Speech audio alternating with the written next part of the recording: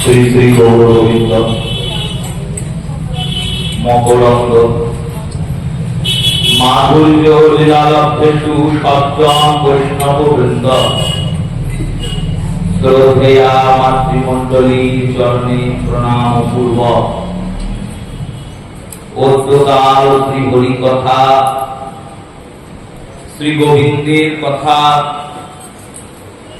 শ্রী গোবিন্দের প্রকাশ্য রূপ, শ্রী গোবিন্দের দ্বিতীয় স্বরূপ, কলি কলেশ নাশকারী, অপার সংসার বারকারী, ব্যাস রচিত সুখ মুখ উদ্গারিত ভাগবত অমৃত আস্বাদনের দামোদর মাসে দামোদরের অপরূপ সুন্দর কথা রসাস্বাদনের যে অপূর্ব ফল আমরা সুসৌভাগ্যে লাভ করেছি তার অদ্যকালের কথা সূচনা করছি।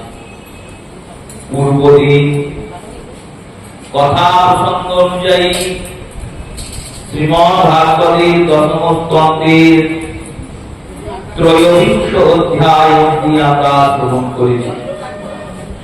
শ্রী ভগবান জাতিক ব্রাহ্মণদের উদ্ধার করেছিলেন, তাদের যে ব্রাহ্মণত্বের অহংকার, সেই ব্রাহ্মণত্বের অহংকার থেকে তাদেরকে উদ্ধার করে ভক্তি মার্গে নিয়ে এসেছেন।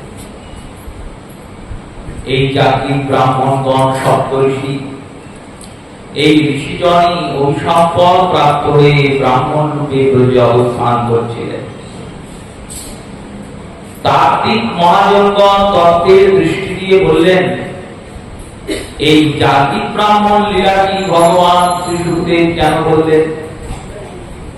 বলছেন,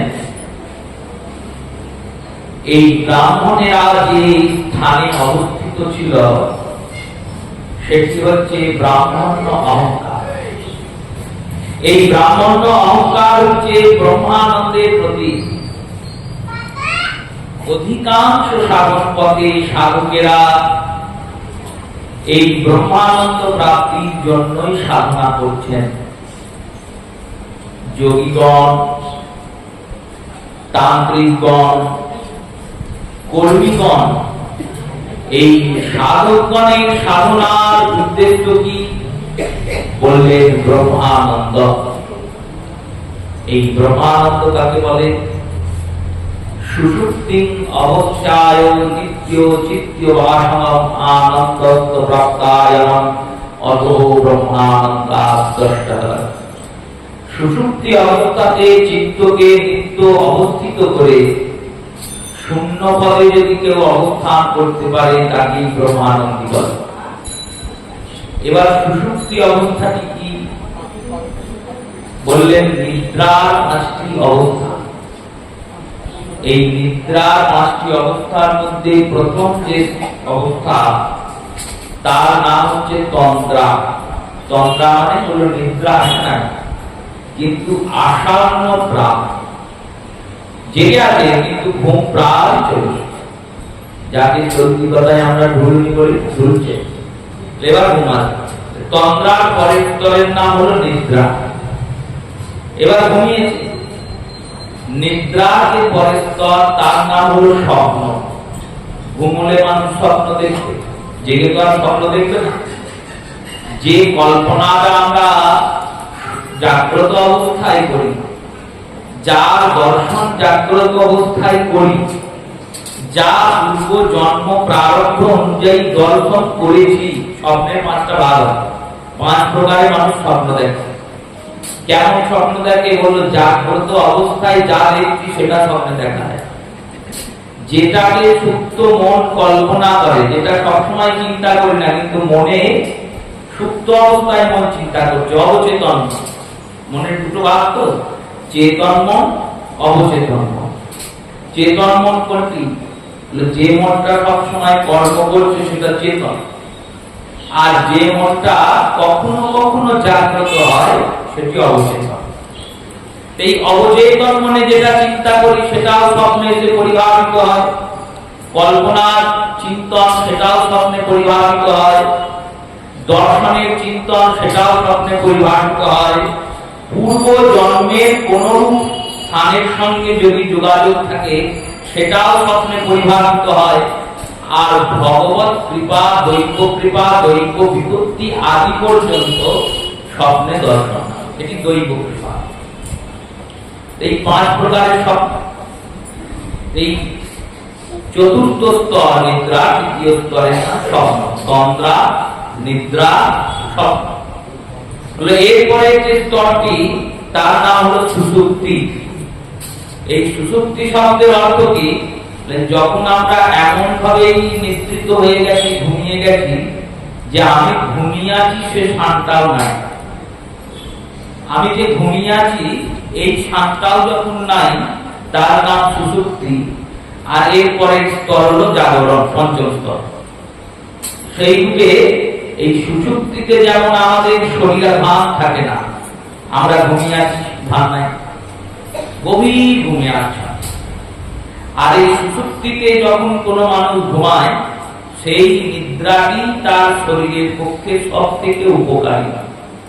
ঘুমলেই হবে না, ঘুমের মধ্যে যখন এই সুষুপ্তি স্তরে কেউ ঘুমাবে, একবারে কোনো চিন্তা নেই, ভাবনা নেই, কোনো কাজ নেই, মন কোনো কাজ করছে না, একবারে দেহ নিষ্প্রাণ হয়ে গেছে, শূন্য, এই স্তরের নাম সুষুপ্তি।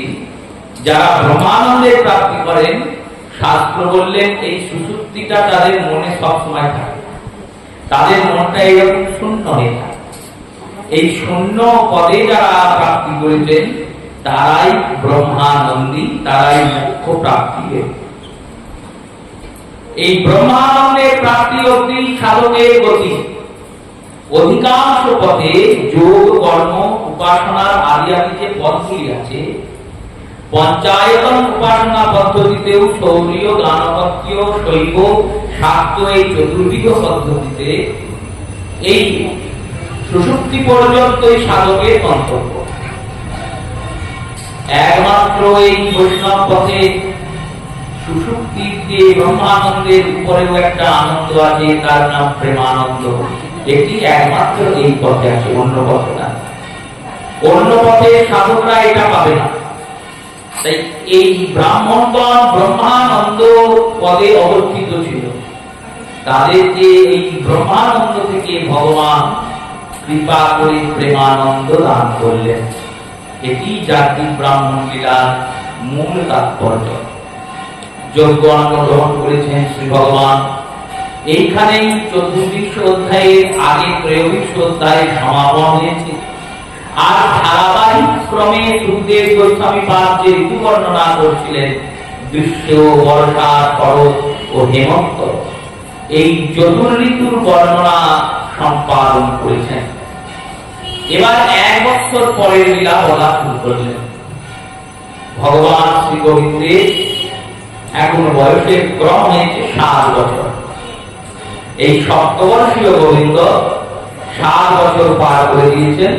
শ্রী ভগবানের লীলার বর্ণনা শ্রী সুখদেব শুরু করেছেন 1 বছরের লীলা পেরিয়ে। এর মধ্যে আর বিবিধ লীলা রসের আস্বাদন সুখদেব করার নাই। 24 অধ্যায় সূচনা করেছেন।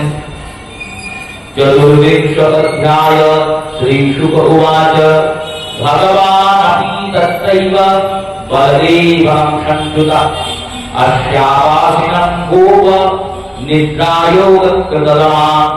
বললেন ভগবান কৃষ্ণ আর বলরাম ঘুম থেকে উঠলেন, আর আপনি চারিদিকে তাকিয়ে দেখতে লাগলেন, চারিদিকে একটা উৎসবের পরিবেশ সৃষ্টি হয়ে গেছে। শ্রী ভগবান ভাবলেন উৎসব কেন? এই সময় উৎসবের কিছু নাই।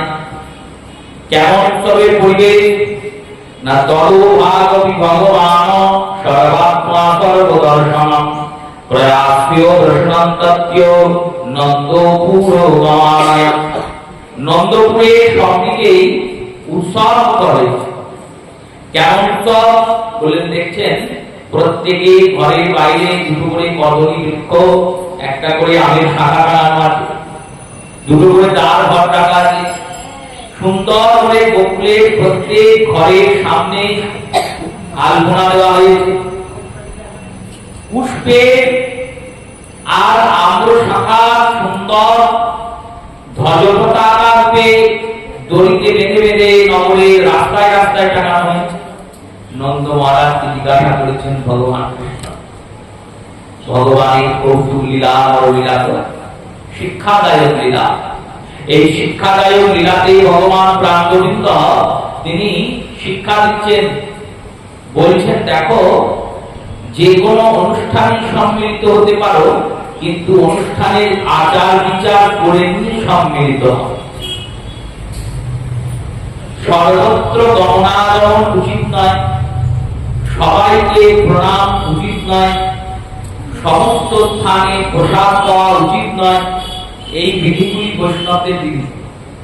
দেখবেন শৈব, শাক্ত, গানভট্ট, শৌর্য এই চতুর্বিধ যে উপাসকগণ আছেন যারা শিবের ভক্ত, শৈব মানে কিন্তু শিব ভক্ত নয়, এটা বলা ভুল।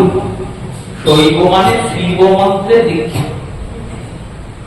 যেমন বৈষ্ণব মানে বিষ্ণু ভক্ত নয়, আমি ভগবান বিষ্ণু ভগবান বিষ্ণুকে ভালো লাগে, তার ভক্তি করি, তার মন্দিরে যাই, ধূপ প্রদীপ দেখাই, মানে বৈষ্ণব হলো না। চতুর সম্প্রদায় মন্ত্র নিহিত নিষ্ফলামতা, এই চতুর সম্প্রদায়ের পরম্পরাতে যারা মন্ত্র গ্রহণ করেছেন এবং বিষ্ণু মন্ত্র গ্রহণের পরে বিষ্ণু মন্ত্রের জপাদি করছেন, তারাই প্রকৃতার্থে বৈষ্ণব, বাকি কিন্তু কেউ নয়। এখন এর কাছে, ওর কাছে, তার কাছে, সবার কাছে মন্ত্র পাওয়া যায়, সে মন্ত্র নিলে কাজ হবে না। এটি দাসদের আমাদের কথা নয়, এটি শাস্ত্রের কথা। মন্ত্র নিষ্ফলামতা, নিষ্ফল, নিষ্ফল মানে হলো ফলটা ফলবে না। কেন ফলবে না? যে গুরুর কাছে তুমি মন্ত্র নিলে, সে না হয় তোমার গুরু হলো, তার গুরুকে তার গুরু খুঁজে পেতে বার করা হবে। এবার তার গুরুকে, তার গুরু পাওয়া গেল, তার গুরুকে লাভ পাওয়া যাচ্ছে না, তাহলে মন্ত্রটা এসেছে কোত্থেকে? গুরু প্রণালী যদি না থাকে, পরম্পরা যদি না থাকে, মন্ত্রটা এলো কোত্থেকে? এলো কোত্থেকে জানা নাই। হলো এই যে যাকে পাওয়া গেল, তিনি মনোমুখী এক মন্ত্র তৈরি করেছেন আর শিষ্যকে দিয়েছেন, তার শিষ্য তাকে দিয়েছেন, তার শিষ্য তাকে দিয়েছেন, এই করে ভজন হবে না। তুমি গুরুবাদী হবে, সেই গুরুদেবের ভজনা করে গুরুকেই প্রাপ্ত হবে, কিন্তু গোবিন্দ হবে না। তাই মন্ত্র নিষ্ফলামতা, যারা বিষ্ণু মন্ত্র উপাসনাকারী তারা বৈষ্ণব। তেমনি যারা শিব মন্ত্রে দীক্ষিত, শৈব শিবের মন্ত্র উপাসনা করেন, তারাই শৈব। যারা শক্তি মন্ত্রে দীক্ষিত তারাই শাক্ত, যারা সূর্য মন্ত্রে দীক্ষিত তারাই শৌর্য, যারা গণেশের মন্ত্রে দীক্ষিত তারাই গানভট্ট।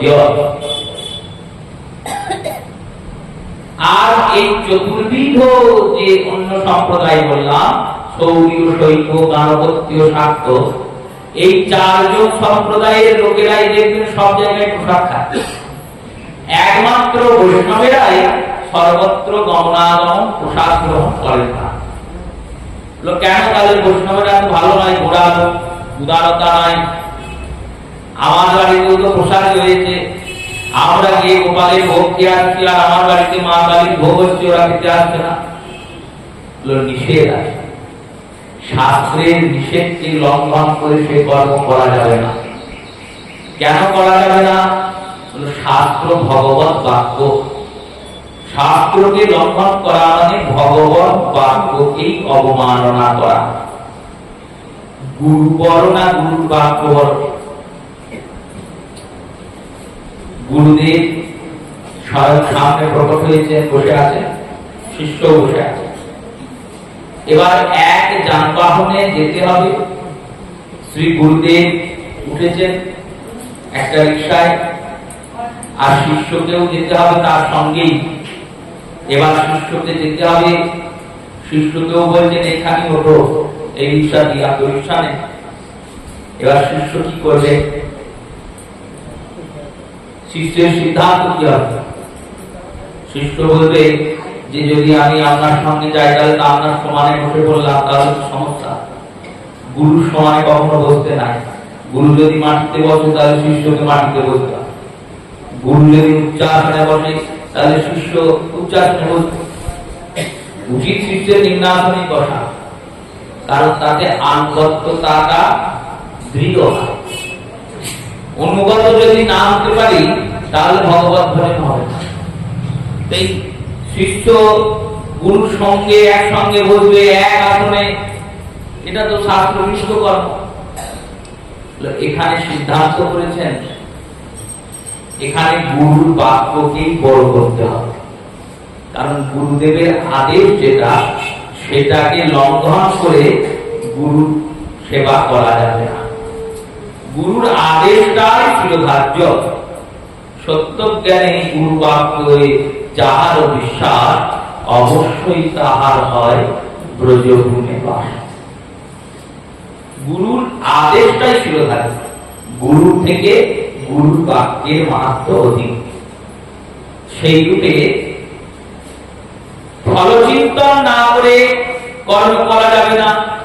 বৈষ্ণবদের ক্ষেত্রে বললেন এখানে বৈষ্ণবরা যদি অন্যান্য দেব দেবীর প্রসাদ গ্রহণ করেন তাতে কি হবে? বলল নিজেদের ভজনটা নষ্ট হয়ে যাবে। তাই অন্যান্য দেব দেবীর প্রসাদ গ্রহণ করা যাবে না। যাবে কখন? সেটা যদি ভগবত প্রসাদে ভোগ নিবেদন করে মহাপ্রসাদ করে না, অথবা যদি কখনো খুব সমস্যা পড়ে যায় কেউ, যদরূপী করো স্বর্গে বাস তথাপি নাছেও লোকাচার। স্বর্গে বাস করলেও লোকাচার ছাড়া যায় না। আমরা তো কেউ মায়ের পেট থেকে ভজন করতে করতে আসি না, এখানে এসেছি সাধু বৈষ্ণবদের পাল্লায় করে এই পথে এসেছি। তারা কৃপা করে এনেছেন বলে এসেছি, না হলে আসতে পারতাম না। তো সেই সাধু বৈষ্ণবের কৃপায় এসেছি। এবার পূর্বে যে আমাদের অভ্যাসগুলো আমরা করে রেখেছি সেগুলো তো একদিনে ছাড়তে পারবো না। সমাজ থেকে তো একদিনে বহিষ্কৃত হতে পারবো না, সমাজ থেকে তো বেরিয়ে যেতে পারবো না। তাহলে উপায় শ্রী প্রভুপাদ কাটোয়ার গৌরব, যার গৌরবত্ব এতটা যে যার শ্রীমূর্তি বৃন্দাবনের রাধাকুণ্ডে এখনো স্থাপিত, আর এখনো লেখা বর্তমানের কাটোয়ার কৃপা অনাদি মহন্ত। গেলে এটা বলে যায় কেন হলো কাটোয়ার গৌরবিনী। আমরা তাকে যতটা না ভালোবাসি ব্রজের লোকেরা আরো বেশি ভালোবাসে। সেই অনাদি মোহন গোস্বামী প্রভুপাদ তিনি তার সাধন সংকেত গ্রন্থে লিখেছেন, পবিত্রতা রক্ষা করার জন্য সাধকের উচিত সব সময় গঙ্গার জল কাছে রাখা, আর প্রসাদ পাওয়ার জন্য সব সময় মহাপ্রসাদকে কাছে রাখা উচিত। এই মহাপ্রসাদ আর গঙ্গার জল এই দুটোকে সব সময় কাছে রাখতে হয়। কাছে রাখতে হয় কেন? হলো কিছু হলো না হলো গঙ্গার জলের সুচিতা থেকে জল নিয়ে হাতটা ধুলাম, হাতটা পবিত্র হয়ে গেল। জপমালায় জপ করছিলাম, এবার প্রসাদ হয়ে গেছে, হাতটা ধোবো কোথায়? কাছে গঙ্গার জল থাকলে হাত দিতে হবে। আবার যখন নতুন করে মালা ধরবো তখন আবার জল নিয়ে মালা ধরবো। হাতে পায়ে কোথাও মশক বসেছে, মশা বসেছে, তাকে প্রহার করেছি, মেরেছি, চুল দিয়েছি, পা দিয়েছি, এবার হাতটা না দিয়ে মালায় হাত দেবো কি করে? ভগবানের সামগ্রীতে হাত দেবো কি করে? তাই সব সময় গঙ্গার জল কাছে রাখতে হয়। আর মহাপ্রসাদ রাখতে হয় কেন? কোনো কারণে খেলায় পড়েছে, এবার পেতেই হবে, উপায় কি? হলো মহাপ্রসাদটা ওকে দিলেন। এটা চতুরতা। মহাপ্রসাদটা দিয়ে ওই বস্তুকে মহাপ্রসাদ পরিণত করে প্রসাদ। অথবা গলায় তুলসী আছে, তুলসীতে স্পর্শ করুন। অনিবেদিত বস্তু হলে তুলসী স্পর্শিত হবে, নিবেদিত বস্তু তো আর তুলসী স্পর্শ হবে না। যেটা কোথাও ভোগ লেগে গেছে, ভোগ হয়ে গেছে, সেটাকে আর কি করে ভোগ হবে? সেটা তো ভোগ হবে। তাই চেষ্টা করা উচিত সবসময় অন্যান্য দেব দেবীর প্রসাদ না পাওয়া। যদি পেতে হয় বাধ্য হয়ে, যারা এখন সেই প্রকারের সমাজের সব লোকদের ছাড়তে পারেন নাই, তাদের উচিত কি হলো প্রথমে মহাপ্রসাদ নিয়ে সেই মহাপ্রসাদ ওই প্রসাদের সঙ্গে মিশিয়ে এটা একটা চতুরতার উপায় নয়, এটা শাস্ত্রের চতুরতা করে দিয়েছেন মহাজন। চতুরতা কেন বলেছেন? বলেন যাতে আমাদের রক্ষা হয়। যেমন একাদশম নিরাহার, আমরা কিছুক্ষণ পরেই হয়তো শুনবো হরিকথায় আছে, একাদশীর দিন নিরাহার থাকতে হয়, কিন্তু নিরাহার তো আমরা থাকি না, কিছু জন থাকে, তো থাকুক ক্ষতি নাই, আবার ওই নিরাহার থাকার অভিমান যেন জন্মে না যায়, এই খুব খারাপ জিনিস। কেউ নির্জলা করলো আর সকালে একাদশীর দিন এসে থেকে জিজ্ঞেস করলো, আগো তুমি একাদশীর দিন কি পাও? আমি একাদশীর দিন অনুকল্পে ফল ছানা এসব পাই। আপনি কি পান? আমি নির্জলা করি। এবার যতগুলো লোক দেখা হচ্ছে সবাই কি জিজ্ঞাসা করছে, কেন করছে? বলে আমি নির্জলা করি, এটা লোককে জানানোর জন্য। এই যত তুমি জানাবে কি হবে? বললো যত জানাবে তত তোমার ক্ষয় হবে, পুণ্য কর্ম জানাতে নাই। যজাতির চরিত্রে মহাভারতে কি প্রাপ্তি হয়? যজাতি করেছেন কি, এত পুণ্য করেছেন, যখন মৃত্যু হয়েছে রাজা যজাতির, তখন যজাতি গিয়েছেন যমলোকে, যমরাজ নিয়ে গিয়েছেন স্বর্গে। এবার স্বর্গে যখন নিয়ে গেছেন, তখন ব্রহ্মা গিয়েছেন যজাতিকে বলেছেন, শোনো ইন্দ্র, ইন্দ্রকে ডেকেছেন, ডেকে বলেছেন, ইন্দ্র এই যজাতি তোমার আসনে তোমার পাশেই বসবে, কারণ তার এত পুণ্য যে ইন্দ্রাসন ছাড়া স্বর্গে আর কোনো আসন তাকে দেওয়া যাবে না। ইন্দ্র সমান পুণ্য করে রাজা কি। এবার ইন্দ্রের আসনের পাশে বসিয়ে দিয়েছেন, রাজার পাশে বসে আছে যজাতি। দেবরাজ ভাবছেন আমি দেবতাদের রাজা, আর কে কোত্থেকে এলো দিয়ে বসে পড়লো আমার কাছে। এবার ব্রহ্মাকেও কিছু বলতে পারছেন না, আমি কি করে বলবেন? ব্রহ্মাই তো ইন্দ্রকে বসিয়েছেন, ততএব ব্রহ্মাকে কিছু বলা যাবে না, আর মনে খুব হিংসা হচ্ছে, আমার আসনটার অর্ধেক ভাগ দিতে হচ্ছে। এবার উপায় হিসেবে ইন্দ্র চতুরতা শুরু করেছেন। ইন্দ্র যজাতিকে প্রশংসা করে বলতে লাগলেন, আপনি বিরাট পুণ্যাত্মা, আপনার পুণ্যের বলে আপনি আমার সঙ্গে একাসনে বসেন, আপনার পরশে আমি সুখানুভব করছি। দেখুন কত মিথ্যা বলছেন, তার হৃদয় তো জ্বলছে যে আমার আসনে বসে আছে একসঙ্গে, কিন্তু প্রশংসা করছে, আপনার পরশে আমি সুখানুভব করছি। আপনি কি এমন পুণ্য করেছেন যে এই আসনটা পেয়েছেন? একটু যদি আমাকে বলেন, তাহলে আমরাও তো সেই কাজগুলো করতে পারি। এই যে না বলেছেন, যজাতি নিজের মুখে নিজের সব পুণ্যর কথাগুলো বলতে, আমি অমুক যোগে ওখানে স্নান করেছি, তমুক যোগে নির্জলা করেছি, তমুক স্থানে দান করেছি, তমুক জায়গায় যজ্ঞ করেছি, এত গোদান করেছি, এত কন্যা দান করেছি, আদি আদি যে পুণ্য রাজারা। এই বলতে বলতে কি হয়েছে? বলতে বলতে যজাতি দেখছেন যেখানে উনি বসেছিলেন সেখান থেকে সিংহাসনটা ধসে পড়ে গেছে, আর উনি স্বর্গ থেকে পড়ে যাচ্ছে। স্বর্গ থেকে যখন পড়ছে, বলেন আমি পড়লাম কেন? বলে তোমার পুণ্য শেষ। বললো পুণ্য শেষ কি করে হলো? বলে যে পুণ্য নিজের মুখে নিজের ভালো কাজ বলে দিলে অমনি সব ভালো কাজ শেষ হয়ে গেল, এবার তুমি যাও, এবার তুমি যাও। যজাতি শরীরের বর চেয়েছেন ইন্দ্রকে, বলছেন প্রভু একটা বর দিন। কি বর? না যদি পড়ি, আমি পড়ে তো আমি যাবই, তা আমি যেন এমন জায়গায় পড়ি যেখানে সাধুরা মিলে হরি কথা করছে। নারদ এসে বললেন, ইন্দ্র হাসছো কেন? বলে একটা লোক এরকম এসেছিল, তাকে চালান করে ফেলে দিয়েছি, স্বর্গচ্যুত করেছি। নারদ বললেন, কি বর দিয়েছো? না এই বর দিয়েছি যেখানে সাধুরা হরি কথা বলছে সেখানে গিয়ে যেন পড়। নারদ বললেন, তুমি ভাবছো তুমি চালা, কিন্তু তোমার থেকে ও বেশি চালা। ও যেখানে গিয়ে হরি কথা হচ্ছে সেখানে পড়বে, পড়ার পর কি হবে? কৃষ্ণ কথা শুনে আর স্বর্গে আসবে না, একবারে গোবিন্দের কাছে চলে যাবে, একবারে গোবিন্দের কাছে চলে যাবে। তাই পুণ্য কর্মের বাহান করলে পুণ্য কর্ম নাশ হয়ে যায়, তৎক্ষণাৎ নাশ হয়ে যায়। সেই রূপে কর্মের চিন্তন করে কর্ম চিন্তন করে কর্ম করতে হয় বলে গোবিন্দ নন্দরাজকে বলছেন, হে পিতা বলুন কিসের যোগ্য হচ্ছে, কি কারণে যোগ্য হচ্ছে? জ্ঞাত জ্ঞাতা চ কর্মাণি জ্ঞান মনুতিষ্ঠতি বিদুষে কর্মসিদ্ধং সাৎ যথা নাবিভূতেন ভবৎ। বললেন জেনে শুনে কর্ম করতে হয়, সব দিক বিচার করে তবে কোন ধর্ম কর্মে করতে হয়, তা না হলে বিপত্তি। ধর্মের দ্বারা অধর্ম যাজন হয়ে যায়। তাই সম্পূর্ণ বিধি জেনেই ধর্মকে পালন করতে হবে। বিধিটা আর্ধেক শুনে কাজ করলে হবে না। কেমন এর উদাহরণ দিয়েছেন শ্রীমদ ভাগবতে। শ্রীমদ ভাগবতে একবার দিতি কশ্যপ ঋষির কাছে পৌঁছালেন। কশ্যপ ঋষির কাছে গিয়ে বললেন, আমার ভগিনী অদিতির সন্তানরা দেবতা হয়েছে, আর আমার পুত্ররা তারা দৈত্য হয়েছে। কৃপা করে আপনি আমাকে এমন একটা পুত্র দিন, যে পুত্র ইন্দ্রের থেকেও শক্তিমান হবে, আর দেবগুণ সম্পন্ন হয়ে দেবতাদের সঙ্গে স্বর্গে গিয়ে বাস করবে। ঋষি কশ্যপ বললেন, দেখো, অদিতি তার ব্রতের দ্বারা, পতি সেবার দ্বারা, নিষ্ঠার দ্বারা, শরণাগতির দ্বারা দেবতাদের পেয়ে।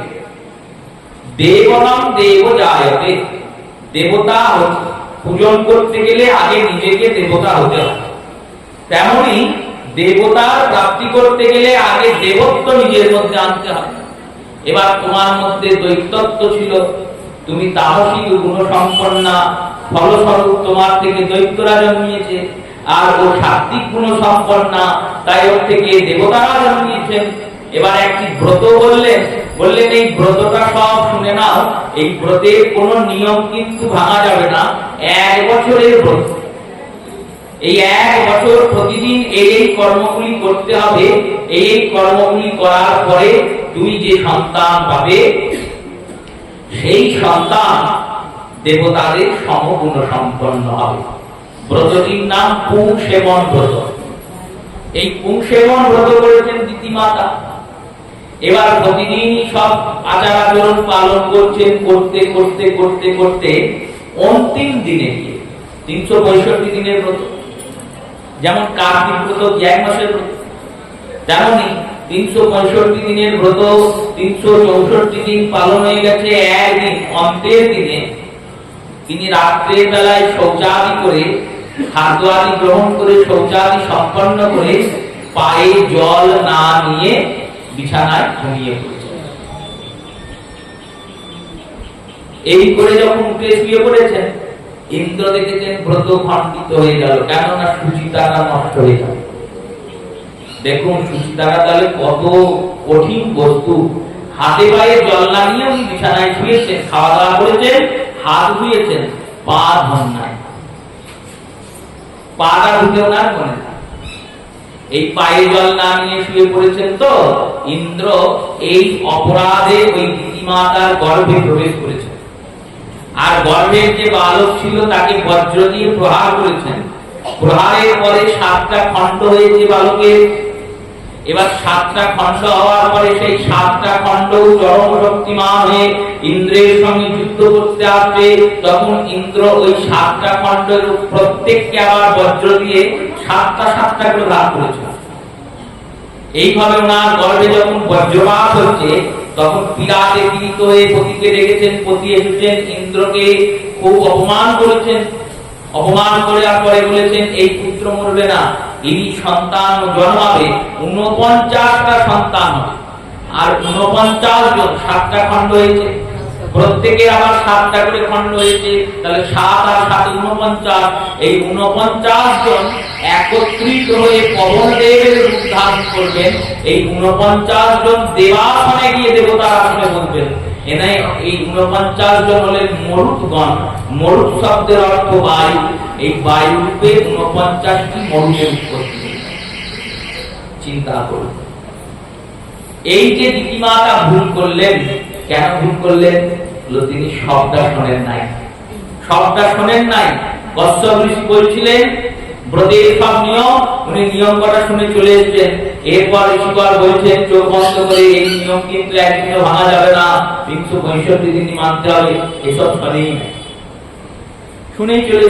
তাই আর্য পন্ত ব্রতের বা কোন বিষয়ে সম্পূর্ণ শ্রবণ করে তারপরে সেই কর্মের নিরূপণ করা উচিত।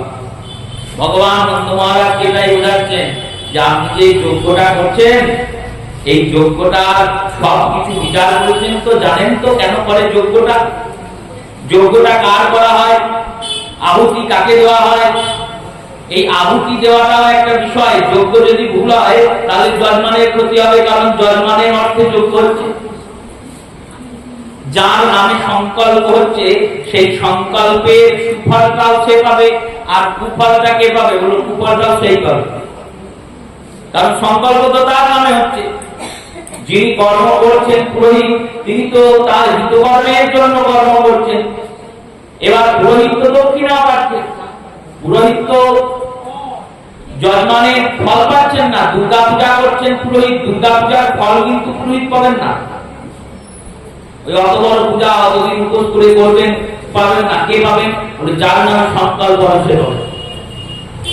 বছরের পর বছর ধরে কাজ পুড়িয়ে যোগ্য হবে, পুরোহিত কিন্তু ফল পাবে না। পুরোহিত টাকা পাবে, আর টাকা তো এইবার তো বিরাট পেয়ে গেলাম, প্রচুর পেয়ে গেলাম, টাকা তো পেলাম। সাময়িক অর্থ পুরোহিত পায়, পরমার্থ কি যজমান পায়। তাই যজমানকে আগে জানতে হয়, যাকে আমি দক্ষিণা দিচ্ছি। দক্ষিণা শব্দের অর্থ কি? পুরোহিতকে যেটা দেওয়া হয় তার নাম হলো দক্ষিণা। গুরুদেবকে যেটা দেওয়া হয় তার নাম প্রণামী। ভগবানকে যেটা দেওয়া হয় তার নাম প্রণামী। ভেদ বলে, ভগবানকে প্রণামীও দেওয়া হয় না, ভগবানকে যেটা দেওয়া হয় তার নাম ভেদ। ভেদ মানে উপহার। ভগবানকে প্রণাম করে দেওয়া হয়, লেখা থাকে প্রণামী বাক্স, কারণ মানুষ বুঝতে পারবে না। কিন্তু মূল বিষয় হলো ভগবানকে দর্শন করে যেটা দিতে হয় তার নাম ভেদ। ভেদ মানে উপহার, ভগবানকে উপহার। প্রণামীয় ব্যক্তিকে প্রণামী দিতে হয়, দক্ষ ব্যক্তিকে দক্ষিণা দিতে হয়। দক্ষিণা কাকে দেবো? দক্ষ ব্যক্তি। এবার এখন আমাদের হয়ে গেছে কি, বাড়িতে পুজো হচ্ছে, পুরোহিত সেরকম, যজমান সেরকম, সবাই সেরকম, কর্মগুরু সেরকম। কিন্তু যখন তার কথা বলা হচ্ছে, তখন তো শাস্ত্রীয় বিধিতে ভারতবর্ষ চলত। সেই ভারতবর্ষের নন্দ মহারাজকে গোবিন্দ বলছেন, আপনি সব জানেন তো, জেনে শুনে কাজ করছেন। নন্দ মহারাজ শুনলেন কথা, গোবিন্দের উত্তর দিতে শুরু করলেন। শ্রীনন্দ উবাচ পার্জন্য ভগবান ইন্দ্র মেঘস্তনমূর্তয় দেহ ভবন্তি ভূতানাং প্রাণিনাং জীবনম্পয়। বলে শোনো, এই যে যজ্ঞ হচ্ছে, এই যজ্ঞটা হচ্ছে মেঘের যিনি মূর্তি স্বরূপ, এই মেঘ মূর্তি স্বরূপ দেবতাদের যিনি রাজা, সেই দেবাধিপতি দেবতা রাজ ইন্দ্রের যজ্ঞ। কেন হচ্ছে না, দেহি ভূতানাং প্রাণিনাং জীবনম্পর, প্রাণীদের জীবন দানকারী জল, সেই জল তিনি দান করেন। ত্বং তাপ বায়ু মনো চবর্জুজায়পতিস্বরম দ্রব্যস্ত দেবতস্বা সিদ্ধজায়ন্তে তুলির্ভরা। আর এই কারণে যজ্ঞ হচ্ছে, যজ্ঞের কারণ কি বলেন? কারণ যদি আমরা এই যজ্ঞ করি তাহলে আমাদের এই প্রজননকালে বৃষ্টি হবে, আর বৃষ্টি হলে ফসল ভালো হবে, ফসল ভালো হলে আমরা বাঁচব। তাই দেব ঋণকে যুক্ত করার জন্য যজ্ঞ করা হচ্ছে। প্রত্যেক মানুষের মাথার উপর 5টা করে ঋণ থাকে, এবং এই প্রত্যেক মানুষের মধ্যে বিশেষানাং নরবহম, বিশেষ করে পুরুষদের মাথায় তো 5টা ঋণ আছে। তাই পুরুষদের উচিত ধর্ম করা, কিন্তু কলির দুর্ভাগ্য এটাই, পুরুষেরা ধর্ম কম করে, মায়েরা ধর্ম বেশি করে। মায়েদের একটা ধর্ম করলেই হয়ে যাবে, সেটি হলো পাতিব্রত ধর্ম, পতি সেবা করলেই সব ধর্ম হয়ে যাবে। কিন্তু পুরুষদের উপরে 5টা ঋণ আছে, এই 5টা ঋণ কিন্তু পুরুষদের চোকাতে হবে। 5টা ঋণ কি? প্রথম ঋণের নাম দেব ঋণ, দেবতাদের প্রতি আমাদের কিছু ঋণ আছে। দ্বিতীয় ঋণের নাম হচ্ছে ঋষি ঋণ, ঋষিদের উপর, ঋষিরা আমাদের উপর কিছু ঋণ সৃষ্টি করেছেন। তৃতীয় ঋণের নাম ভূত ঋণ, পঞ্চভূত থেকে আমাদের শরীর পুষ্ট হচ্ছে, এই পঞ্চভূত থেকে শরীরকে পুষ্ট হওয়ার পর এই পঞ্চভূত থেকে কিছু ঋণ আমরা ঋণগ্রস্ত হয়েছি। তৃতীয় ঋণের নাম নৃ ঋণ, নৃ শব্দের অর্থ রাজা, রাজ ঋণ বলা হয়। রাজার কিছু ঋণ আছে আমাদের মাথার উপর।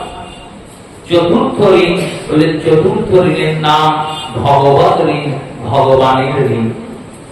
আর পঞ্চম ঋণের নাম পিতৃঋণ, পিতার ঋণ। এই 5টা ঋণ। এবার এই 5টা ঋণের মধ্যে প্রথমে পিতৃঋণটা বোঝায়। এটাতে এখন অবধি মানুষ চোকাচ্ছে। পিতৃঋণ কিভাবে চোকানো হয়? পিতা মাতার সেবা করে, আর পিতা মাতা গত হওয়ার পরে তার শ্রাদ্ধাদি কর্ম করে পিতৃঋণ যুক্ত হয়। পুত নাম নামনা নরকম তারতি গত পুত্র জায়তে। পুত নামক নরক থেকে যে উদ্ধার করেন তিনি পুত্র। এবার এখানে খুব সাবধানতার সহিত সিদ্ধান্ত করতে হবে যে তাহলে যার পুত্র নাই তাদের কি উদ্ধার নাই? তাদের উদ্ধার অবশ্যই। উদ্ধার কেন হবে? শ্রাদ্ধ করার অধিকার সবার আছে। এই পুত্র হতে গেলে পিতৃঋণ শোধ করেছে, তাই সে পুত্র। পুত্র হওয়ার জন্য এটা অনিবার্যতা, এটা পিতার ঋণ শোধ করার অনিবার্যতা নয়। যিনি অপুত্র তার শ্রাদ্ধাদি কর্ম যখন হবে তারও গতি হবে। জটায়ু কি কোনো পুত্র ছিল? ছিল না। কিন্তু জটায়ু যখন শ্রাদ্ধাদি কর্ম ভগবান রাম করলেন তখন কি তার গতি হয় নাই? হয়েছে। তাই অপুত্র হলেও পিতৃঋণ যুক্ত হয়, কিন্তু পিতৃঋণ যিনি শোধ করছে তিনি হলেন পুত্র। প্রথম পিতৃঋণ। দ্বিতীয় নৃঋণ। নৃ শব্দের অর্থ নরপতি, রাজা। এই রাজঋণ শোধ কি করে হয়? হলো দেশের সেবা করে রাজঋণ শোধ হয়। আমরা যেখানে থাকি সেই প্রান্তে যদি কিছু সেবামূলক কাজ করি তবে আমাদের রাজঋণ শোধ হয়। তৃতীয় হচ্ছে ভগবত ঋণ। ভগবানের ঋণ শোধ কি করে হবে? এই ভগবত ঋণ, ভূত ঋণ, যাই বলুন না কেন, ভূত ঋণ মানে পঞ্চভূত, ক্ষিতি অপতে মরুতম। এই পঞ্চভূতের ঋণ কি করে শোধ হবে? প্রত্যেক ভূতের সেবা করে ঋণ শোধ হয়। পৃথিবীর সেবা করতে হয়। পৃথিবীর সেবা কি করে করবো? বৃক্ষ রোপণ করে পৃথিবীর সেবা হয়। গাছ লাগিয়ে, গাছ বাঁচিয়ে আমরা এই পরিবেশের ঋণ শোধ করি। এবার চতুর্থ ঋষি ঋণ। ঋষিরা যে শাস্ত্র বলে গেছেন, লিখে গেছেন, করে গেছেন, সেগুলোর অধ্যয়ন করে, শ্রবণ করে ঋষি ঋণ শোধ হয়। আর দেব পূজন করে দেব ঋণ শোধ হয়। এই 5টি ঋণ প্রত্যেক পুরুষের শোধ করা উচিত। তাই ধর্ম পুরুষদের করতেই হবে, কারণ পুরুষরা ঋণী। পুরুষদের জন্য শাস্ত্র বিধান করেছেন একটা পুরুষ বিবাহ হওয়ার পরে যত ভালো কাজ করবে তার অর্ধেক ভাগ তার স্ত্রী পাবে, আর অর্ধেক ভাগ সে পাবে। অর্ধেক ভাগ পাবে স্ত্রী, আর অর্ধেক ভাগ পাবে সে। পুণ্য কর্ম করলে পুরুষের অর্ধেক পুণ্য পত্নী পায়, আর পত্নীর পাপ কর্মের অর্ধেক পতি পায়। এটা শাস্ত্রের বিধান। পত্নী যদি খুব তারে ব্রত করে, বার করে, ভাবে যে আমার বর মাঝগুলো মাঝবে না, কেন? বললো তার পাপের ভাগ পাবে পত্নী, আর পতির পুণ্যের ভাগ পত্নী পাবে। তাই পুরুষদের উচিত বেশি করে ধর্ম করা। ধর্মের যাচনা পুরুষের দ্বারা অধিকার। কিন্তু কলিযুগ পুরুষদের মতিকে বিকৃত করে দিয়েছে। তারা অধিকাংশ ধর্ম থেকে বিমুখ, ধর্ম করে না, মায়েরা বেশি করে। এই রূপে শ্রীনন্দ মহারাজ গোবিন্দকে বললেন ইন্দ্রের যোগ্য হয়েছে। গোবিন্দ বললেন ইন্দ্রের যোগ্য করা উচিত নয়। কেন? বললেন যিনি যে কর্মের জন্য নিযুক্ত হয়েছেন কোন প্রতিষ্ঠান দ্বারা, সেই কর্মে নিযুক্ত হওয়ার পরে সেই কর্ম করার জন্য যদি আমি অতিরিক্ত পারিতোষিক দিই, এই অতিরিক্ত পারিতোষিক দেওয়া অপরাধ। দৃষ্টান্ত দিয়ে বলেছেন সৈনিককে রাজা নিযুক্ত করেছেন, তার কাজই হচ্ছে দেশকে রক্ষা করা। এবার কোন সৈনিক আমার বাড়ির বাইরে দাঁড়িয়ে আছে, আর আমি ভাবলাম আমাকে রক্ষা করছে, তো তাই আমিও কিছু টাকা পয়সা দিই, সে তো বেতন পাচ্ছে রাজার কাছ থেকে। তাই এই অতিরিক্ত পারিতোষিক দিয়ে আমি তাকে ভ্রষ্ট করে দিলাম। একেই ঘুষ বলে জলদি কথায়। ভগবান বলতে চাইছেন যে তুমি ঘুষ দিচ্ছ কেন ইন্দ্রকে? ইন্দ্র তো কাজই দৃষ্টি দেওয়া। ভগবান এর জন্য ইন্দ্রকে নিযুক্ত করেছেন। প্রত্যেক যজ্ঞে ইন্দ্রের নামে আহুতি পড়ে, প্রত্যেক পূজাতে ইন্দ্রের নামে পূজা হয়, কারণ 10টা দিকপালের মধ্যে ইনি একজন দিকপাল। প্রত্যেক স্থানে এনাদের আহুতি আছে, প্রত্যেক স্থানে পূজা আছে, সেখানে আলাদা করে পুজো করছে, মানে এনাকে ঘুষ দিতে দেওয়ার দরকার নেই, পুজো করার দরকার নেই, যজ্ঞ করার দরকার নেই। নন্দ রাজা বললেন তাহলে আমরা কার যজ্ঞ করবো? শ্রী ভগবান এখানে প্রকাণ্ড জ্ঞানের কথা শুরু করলেন। কর্মণাম জায়তে জন্তু কর্মণাম প্রলীয়ন্তে সুখম দুঃখম ভয়ম ক্ষেমম কর্মণাম নং বিদ্যতে। কর্মের জন্যই জীব জন্মায়, কর্মের দ্বারাই জীব পালিত হয়, আর কর্মের দ্বারাই জীব লয়িত হয়। সুখ দুঃখ ভয় প্রাপ্ত বস্তু বিয়োগ বস্তু এই জাগক্ষেম এই সব আমরা কর্মের দ্বারাই প্রাপ্ত করি। এই জন্মের কর্মের দ্বারা, পূর্বজন্মের কর্মের দ্বারা, পূর্ব জন্মের কর্মের দ্বারা। তাই যেটা আমি পাচ্ছি সেটাও আমি আমারটাই পাচ্ছি, আর যেটা হারাচ্ছি সেটা আমি আমারটাই হারাচ্ছি। তাহলে নতুন করে আমরা কারণে অন্যের পূজা করবো কেন? যদি বৃষ্টি দেওয়ার হয় তাহলে সব জায়গায় বৃষ্টি হবে, যদি বৃষ্টি হওয়ার না হয় কোথাও হবে না। তাই কর্ম করে যাও, ফলের চিন্তা করো না। গীতায় বলেছেন না, কর্ম গীতা তো অর্জুনকে অনেক বড় হয়ে দেবেন। একবারে শিশুকালে ভগবান পিতাকে গীতা দিচ্ছেন, পিতাকে শোনাচ্ছেন জ্ঞানের কথা, বলছেন শোনো পিতা, এই যজ্ঞ করার দরকার নেই। তাহলে আমরা কি করবো বললাম, আমাদের যেটি কর্মধর্ম সেই অনুযায়ী যেটি কর্ম করা উচিত সেই অনুযায়ী কর্ম করুন। আমাদের বর্ণের ধর্ম কি? নন্দরাজ জিজ্ঞেস করছেন আমাদের বর্ণের ধর্মটা কি? আমরা তো বৈশ্য জাতি, কি করবো আমরা? ভগবান বৈশ্য জাতির ধর্ম বললেন কৃষি বাণিজ্য রক্ষা কুশিতম তম উচ্যতে বার্তা চতুর্বিধম তত্র বয়ম প্রবৃত্তাংশ। বললেন শাস্ত্র চারটে বৃত্তি দিয়েছে বৈশ্যকে। প্রথম বৃত্তি কৃষি, দ্বিতীয় বৃত্তি হচ্ছে বাণিজ্য, তৃতীয় বৃত্তি গোরক্ষা, আর চতুর্থ বৃত্তি কুশিত বৃত্তি। কৃষি মানে চাষবাস করা, গোরক্ষা মানে গোপালন করা, দুগ্ধ বিক্রয় করা। দেখুন গোপালন চতুর্বর্ণই করতে পারে, কিন্তু উপরের দুই বর্ণ ব্রাহ্মণ আর ক্ষত্রিয় কখনোই গোদুগ্ধ বিক্রি করতে পারে না। যে ব্রাহ্মণ গোদুগ্ধ বিক্রি করেন তার ব্রাহ্মণত্ব নষ্ট হয়। ব্রাহ্মণের কাছে গাভী থাকবে, গাভীর দুগ্ধ তিনি সেবন করবেন, গোবিন্দ সেবায় দেবেন, গাভী থেকে দুগ্ধ থেকে যে ঘি হবে সেই ঘি দিয়ে যজ্ঞ করবেন। ক্ষত্রিয়ের গোশালায় গো থাকবে, গাভী থাকবে, এই দুই বর্ণ কখনোই গাভীর দুগ্ধ বিক্রি করবেন না, করতে পারেন না। কারণ গাভী কোনো ব্যবসায়িক সামগ্রী নয়, গাভী হচ্ছে বিশ্বস্য মাতা, গো বিশ্বস্য মাতা। বেদ বলেছেন দেখো গাও বিশ্বস্য মাতা, গরু বলেন বিশ্বের মাতা। এই গাভী হচ্ছেন আমাদের পরম ধর্ম। এই গোরক্ষা, কৃষিকার্য, বাণিজ্য আর কুশিত বৃত্তি, সুদ নিয়ে পয়সা দেওয়া। ভগবান এই কথা বললেন কেন? বললেন দেখো তখন তো ব্যাংক ছিল না, তাই এই দুটি রাজা নির্ধারণ করে দিতেন সেই পরিমাণে কর নিয়ে কিছু বৈশ্য জাতি তারা সুদে টাকা খাটাত, এবং তার টাকার যে কর সেটা রাজপ্রসাদে জমা করত। যেমন জমিদার জমিতে চাষ করায় প্রজাদের দিয়ে, আর চাষ করে যে কর হয় সেটাকে রাজাকে দেয়, আর অর্ধেক অংশ নিজে পায়। এই দুটি তো নন্দ মহারাজ যা কর দিতে অংশের কাছে বারবার। সেই কুশিত বৃত্তি, এই চতুর্বৃত্তি, বৈশ্য জাতির বৃত্তি, তার মধ্যে আমরা গো সেবী, গো পালক, আমাদের কাজ গরু পালন করা, গাভী আমাদের ইষ্ট, তাই আমাদের উচিত গাভী পূজা করা।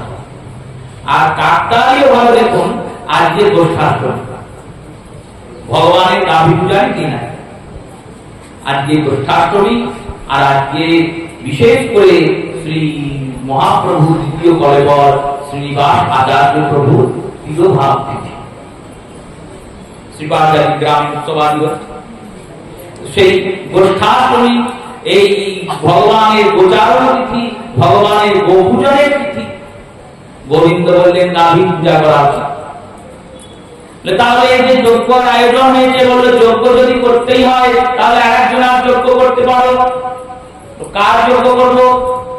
গোকে যিনি বর্ধন করেন, এই গাভী কুল যার দ্বারা বর্ধিত হয় সেই গোবর্ধনের পূজা করতে পারো। এই গোবর্ধনের পূজা কেন করবো? তিনি হরিদাস শ্রেষ্ঠ। বেনুগীতের আলাদা বলেছেন না, তিনি শ্রেষ্ঠ হরিদাস। শ্রেষ্ঠ হরিদাস মানে ভগবানের শ্রেষ্ঠ ভক্ত। দ্রোণাঞ্চলে দ্রোণের পুত্র রূপে তিনি অবতীর্ণ হয়েছিলেন হিমালয়ে। পুলস্ত্য ঋষি গিয়েছিলেন কাশী থেকে দ্রোণাঞ্চলে দ্রোণগিরির কাছে আতিথ্যতা গ্রহণ করেছিলেন। পুলস্ত্য বলেছিলেন, দেখো দ্রোণ, তোমার এই পুত্র অতিশয় হরিভক্ত, এনাকে আমায় দাও। এনার উপরে যে শান্ত স্নিগ্ধ বাতাবরণ পরিবেশের সৃষ্টি হয়, এই পর্বতটিকে আমি কাশীতে নিয়ে যাব, আর নিয়ে গিয়ে কাশীর উল্টো দিকে গঙ্গার পাড়ে বসাবো। সেখানে বসিয়ে আমরা সব ঋষিরা তপস্যা করব। গোবর্ধনকে দ্রোণাঞ্চল বললেন, তুমি যাবে বাবা? গোবর্ধন বললেন, এই তো পরম সৌভাগ্য, ভক্ত সেবায় যাওয়া যাবে। গোবর্ধনের ইচ্ছা কিন্তু যাওয়ার নয়, কিন্তু যাবো বললেন কেন? বললেন এই কারণে, ভাবলেন আমি তো স্থাবর। স্থাবর মানে যে এক জায়গা থেকে অন্য জায়গায় যেতে পারে না, আমার ক্ষমতা নাই যাওয়ার। গোবিন্দের কাছে আমি কি করে যাব? যেতে তো পারবো না। কিন্তু একটা সুযোগ এসেছে। কি সুযোগ? না, ভক্ত আমাকে নিয়ে যাবে। এবার ভক্ত সঙ্গ যদি করি, তাহলে ভক্ত সঙ্গ করলে আমি অবশ্যই গোবিন্দ হব।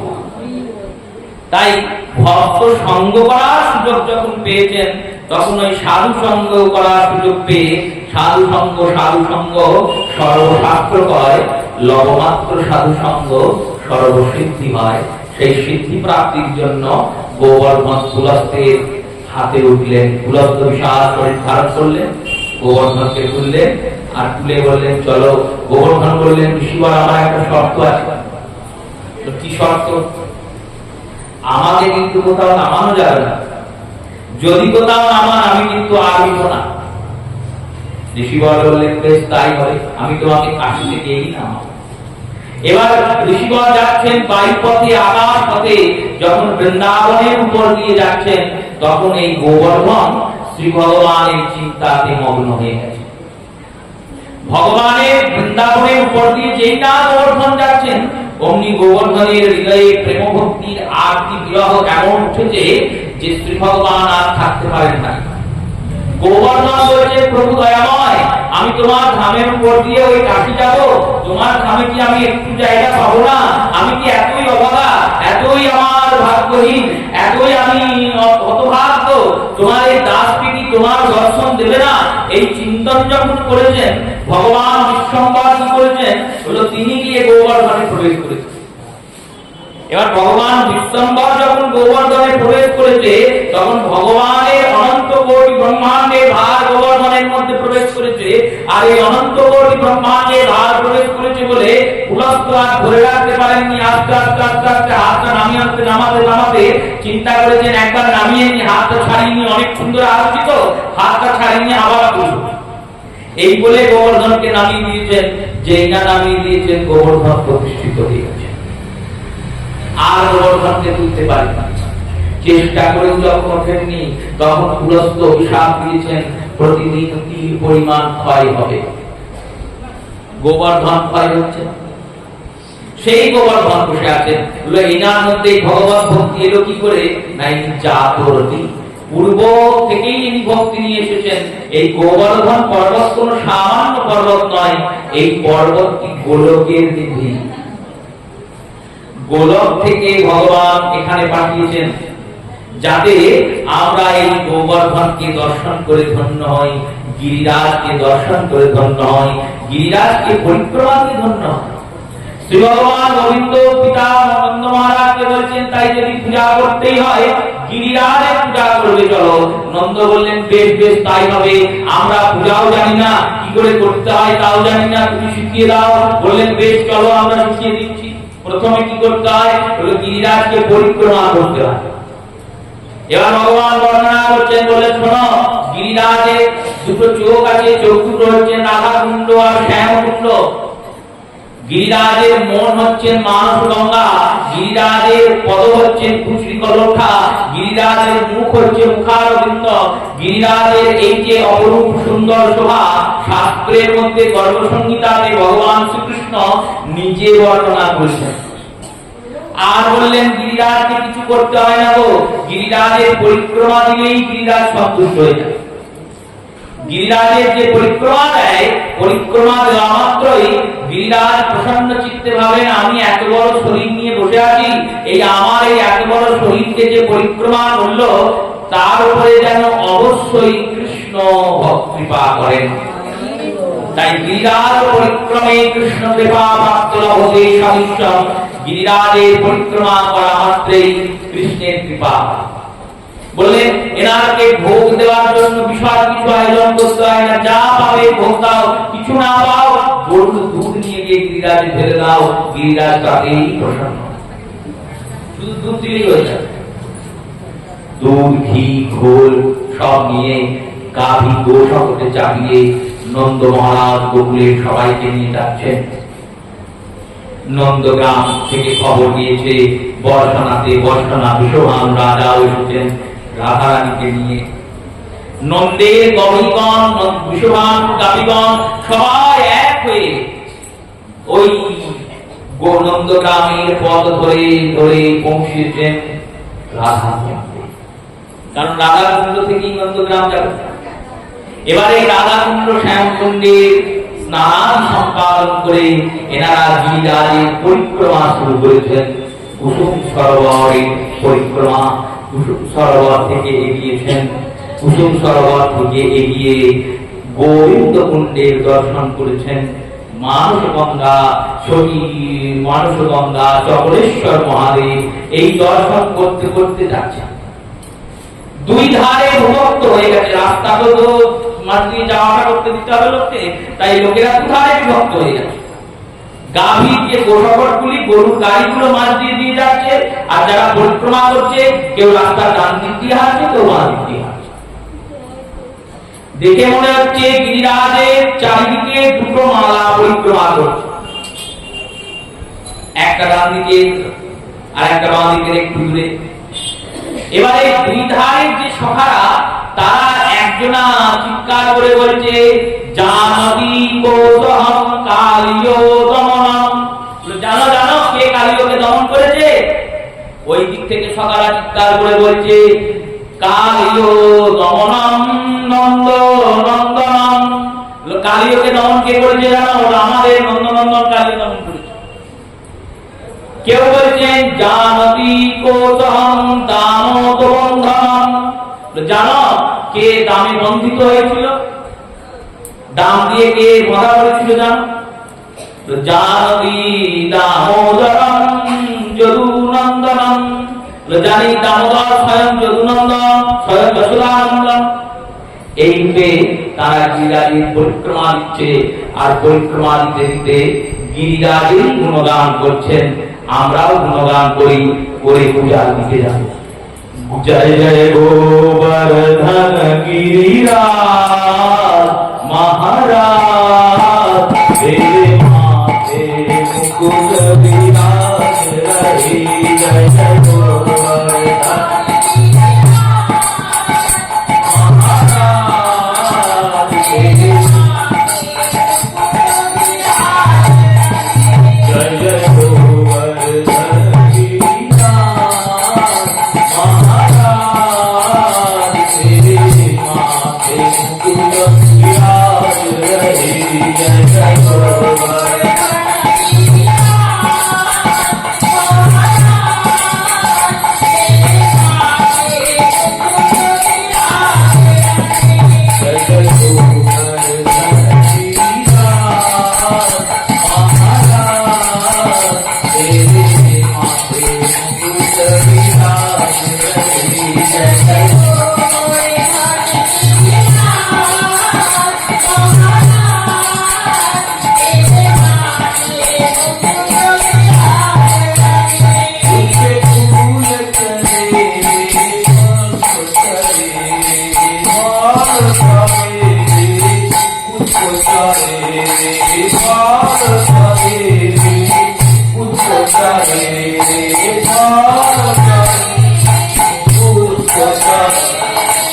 और करे बुद्धि भार आधार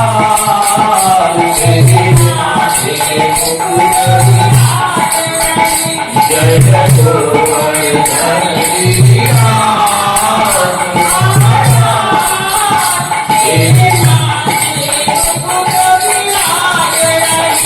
जय जय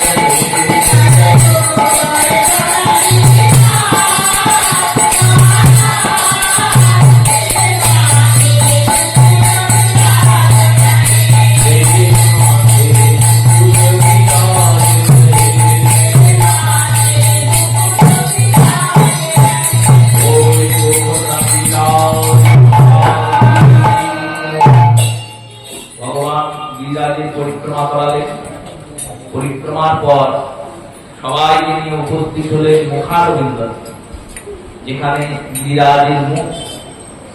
এই স্থানে বললেন, দেখো এই গিরিরাজ অতিশয় ভক্তবৎসল। কেন? এই ভগবানের ভক্ত তো। ভক্তদের যে গুণগুলি শাস্ত্রে বলা হয়েছে, বাঞ্ছা কল্প তরু ভস্য কৃপা সিন্ধু বয়ে, ইনি বাঞ্ছা কল্পতরু। বাঞ্ছা কল্পতরু কেন বললেন? যা চাইবে তাই পাবে।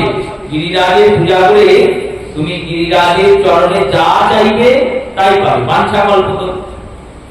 আর কৃপা সিন্ধু বয়ে, এবং কৃপা সিন্ধু, চাওয়ার পরে উনি বিচার করেন না, কৃপা করে সেটি তৎক্ষণাৎ দান করেন। তাই এই পরম ভক্ত শিরোমণি গিরিরাজের পূজা করেন। নন্দ বাবা বললেন, পূজা করবো কি করে? পুরোহিত বাবুটা। সখীরা বলছেন, যিনি আমাদের এখানে নিয়ে এসেছেন তিনি না পূজাটা করুন। যিনি এই পথে পথিক দেখালেন, পথ দেখালেন, আমরা তো গিরিরাজের পূজা জানতাম না।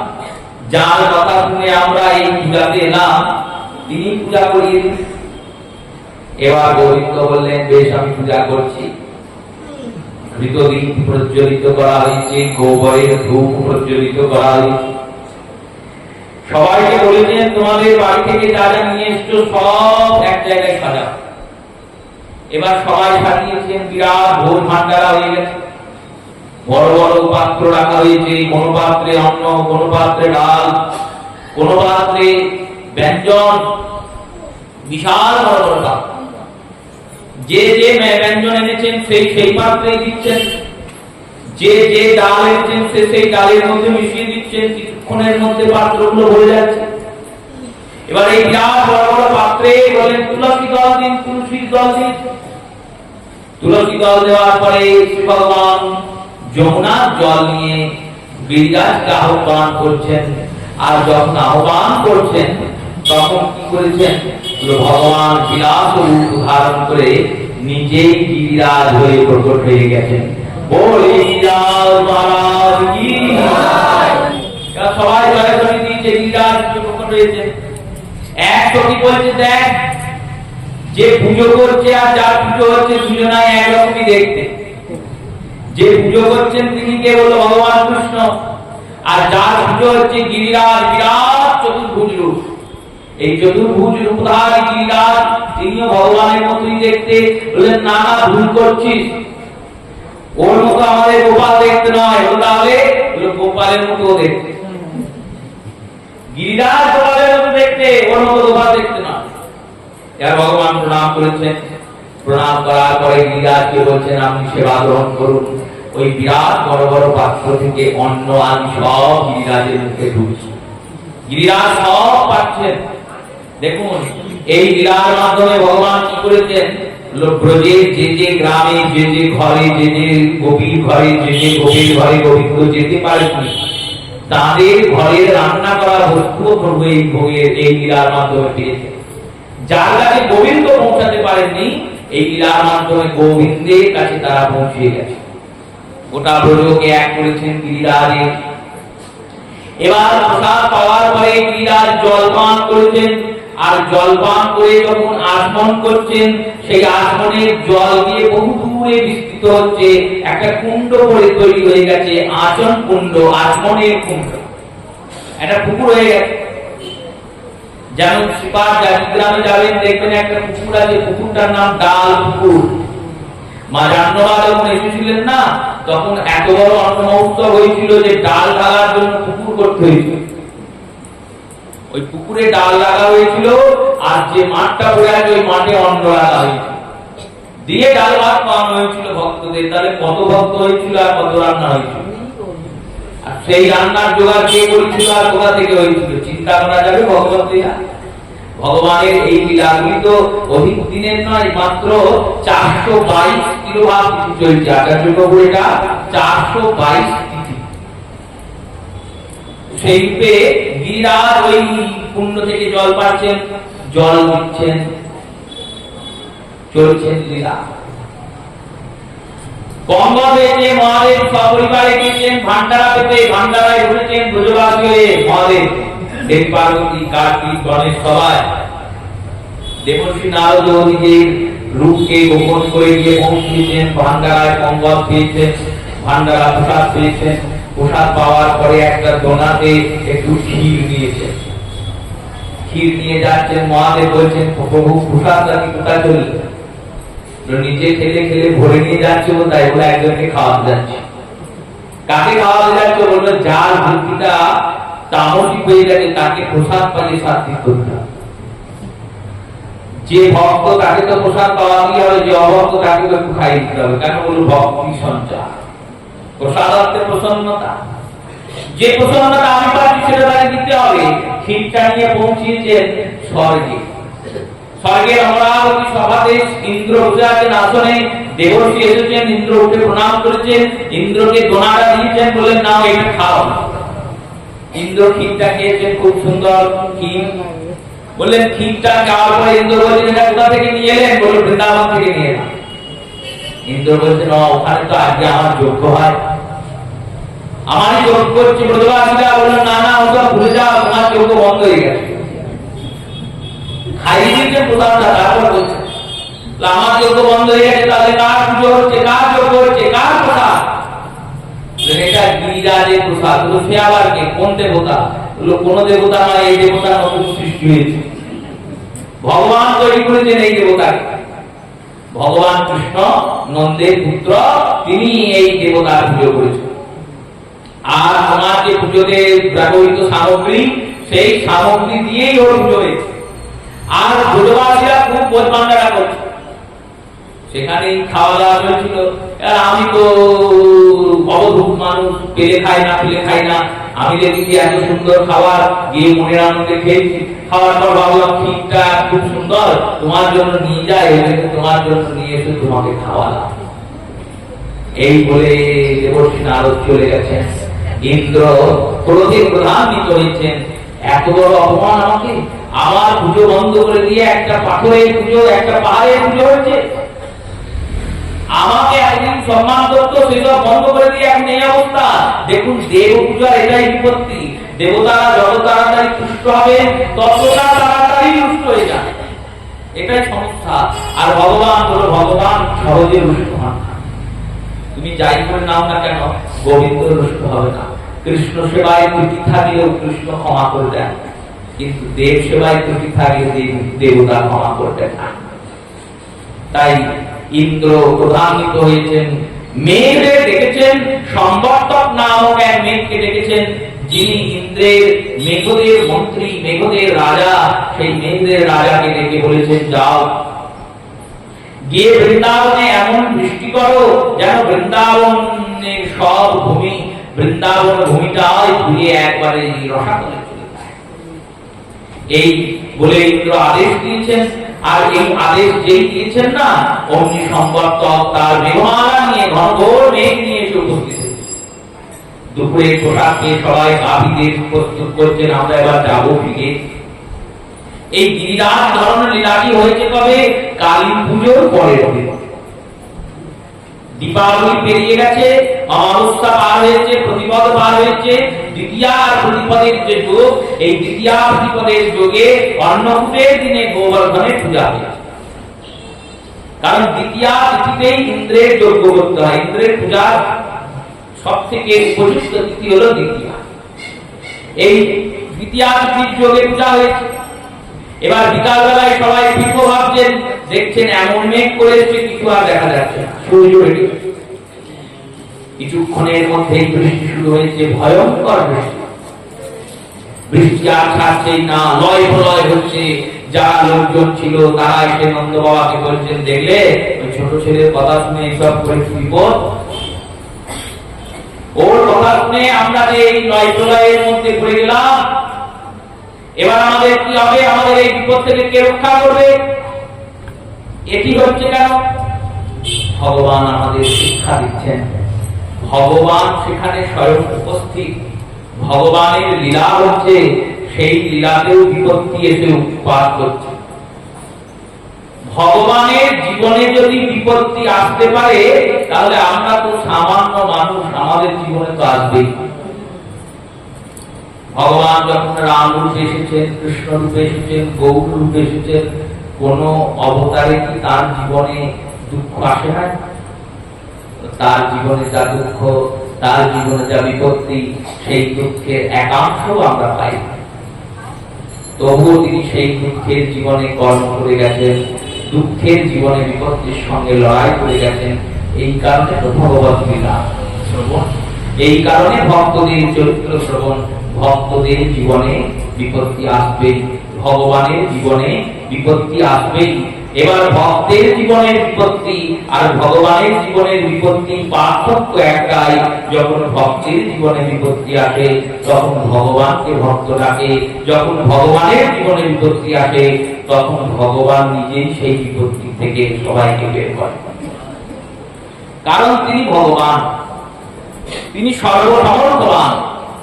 বিপত্তিটাকে নিয়ে দেখেন, পরীক্ষা করেন যে কি করছে দেখি সবাই। এবার গোকুলে যারা লোকজন ছিল তারা বলেছে কি, তারা সব বলতে শুরু করেছে, বিশেষ করে বয়স্ক লোকেরা, এ আমাদের ছিল না, কোনদিন হয় না, ইন্দ্র পুজোই হতো, কি দরকার ছিল ইন্দ্র পুজো বন্ধ করে গিরিরাজের পুজো করা। যারা নবীন জন আছেন, যারা সখা বৃন্দ আছে, সুবল সুদাম দাম বসুদাম স্তব কৃষ্ণ মধুমঙ্গল আদি, তারা গিয়ে ওই বুড়ো বুড়িকে বলছেন, ছিল না ঠিকই, কিন্তু তোমরা এটা ভুলে যাচ্ছ কেন যে আমাদের ব্রজকে এতবার বিপদ থেকে বাঁচিয়েছে, সে এই বিপদ থেকেও বাঁচাতে পারবে। আমরা নিজেরা তো দেখেছি বারবার কৃষ্ণের সঙ্গে গোষ্ঠী নিয়ে বিরাট বকের হাত থেকে আমাদের রক্ষা করেছে, বৎসাসুরের হাত থেকে রক্ষা করেছে, অগাসুরকে নিধন করেছে আমাদের সামনে, কালিয়কে মর্দন করেছে গোটারজের সামনে। সেই রকম বিপত্তি থেকে যিনি বারবার পরিত্রাণ করে, বিপত্তির সময় উচিত সেই মধুসূদনকে ডাকা। সবাই একাত্র হয়ে কৃষ্ণের কাছে গিয়েছেন, নন্দ মহারাজ কৃষ্ণ বলেছেন, শোনো বাবা, তোমরা এক কাজ করো, সবাইকে এক করো, আর সবাইকে এক করে চলো। যে গিরিরাজের পূজা আমরা করেছি, সেই গিরিরাজ আমাদের রক্ষা করবেন। ভক্তদের এত ক্ষমতা যে সেই ভক্তরা ভগবানকেও রক্ষা করতে পারেন। কি করে পারেন না, ব্রহ্মাণ্ড তরিতে শক্তি ধরে জনে জনে, এ বেদ পুরাণ গুণ গায় সেবা শুনে। ব্রহ্মাণ্ডকে তার করার ক্ষমতা আছে এক ভক্তের। ইনি ভক্ত শিরোমণি, ইনি নিশ্চয়ই রক্ষা করবেন। ভগবান কি আর ভক্ত রক্ষা করতে পারে? পারে না।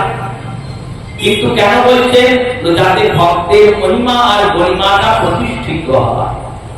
ভগবানের গিরিরাজ পুজো করার প্রয়োজন ছিল না, করলেন কেন? ভক্তের পূজা করে গোবিন্দ আনন্দ পান, তাই ভক্তের পূজা। সুদামাকে নিয়ে গিয়ে নিজের ঘরে বসিয়েছেন, পা ধোয়াচ্ছেন। কেন ধোয়াচ্ছেন? সুদামা সংকোচ বোধ করছেন, সংকোচ করলেও গোবিন্দ ধোয়াচ্ছেন। কেন? ভক্তের সেবা করে যাওয়া আনন্দ হয়। তাই ভগবত আনন্দের জন্য ভক্তের সেবা। ভগবান সবাইকে একত্রিত করেছেন। সবাই যখন একত্রিত হয়েছে, যাবতম ছত্র উৎপাদকম বালকম তথা। সুখদেব বলছেন, দেখো গ্রামে গঞ্জে যখন বর্ষাকাল আসে, তখন ওই বিভিন্ন স্থানে ব্যাঙের ছাতা হয়, একে ছত্রাক বলে। ওই ছোট্ট শিশু যেমন একটা ছত্রাককে ভেঙে হাতে ধরে যেটুকু পরিশ্রম মনে হয়, পরিশ্রম হয়? একটা ছত্রাক ভাঙতে কি কারোর পরিশ্রম হয়? যেমন অনায়াসে অপরিশ্রমে ওই ছত্রাককে ভেঙে হাতে ধরা যায়, তেমনি ওই 7 ক্রোশ বিশিষ্ট, ওই 7 ক্রোশ বিস্তৃত এই এত বড় গিরিরাজকে ভগবান বাম হাতে করিয়াঙ্গের নখের অগ্রভাগে ছত্রের মতো উৎপাদন করলেন, আর ওই বিরাট গিরিরাজকে ধারণ করলেন। সবাই বললেন, বলিয়ে গিরিরাজ ভগবান কি। গিরিবাস ধারণ করলেন গোবিন্দ, ওই গিরিরাজকে নিজের হাতে ধারণ করলেন। এবার এই ছাত্র গিরিরাজ গোবিন্দের নখের আগে, নখের যে অগ্রভাগ, সেই নখের অগ্রভাগের উপর দাঁড়িয়ে আছে। গিরিরাজ যখন ধারণ করেছেন, সবাই নন্দরাজ বলছেন, এবার কি করবো গোবিন্দ, এবার কি করবো গোপাল? গোপাল বলছে, সবাই আমার এই গিরিরাজের তলায় চলে এসো। বিরাট একটা গুহার মতো হয়েছে। সেই বিশাল গুহার মধ্যে 84 ক্রোশ ব্রজের যত নরনারী, 84 ক্রোশ ব্রজের যত পশু পাখি, লতা গুল্ম, যত জীব, সবাই এসে আশ্রয়।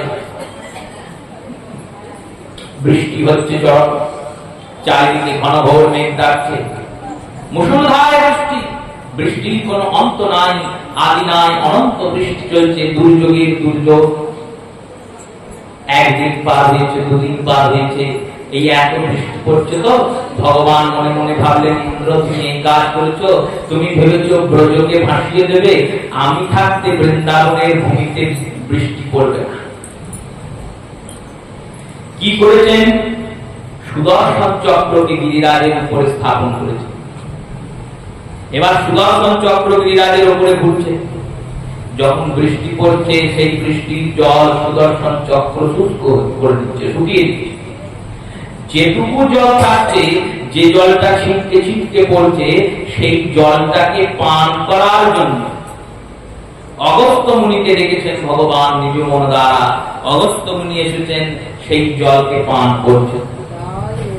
আর গিরিরাজকে নিয়ে গোবিন্দ যে দাঁড়িয়ে আছেন, সেই দাঁড়িয়ে থাকার চারিদিকে বলরাম অনন্ত রূপ ধারণ করে বিরাট সর্পের আকৃতিতে বেষ্টন করে একটা পরীক্ষা নির্মাণ করেছেন, প্রাচীরের নির্মাণ করেছেন, যাতে ওই জল বেয়ে গিরিরাজের ভিতরে না চলে।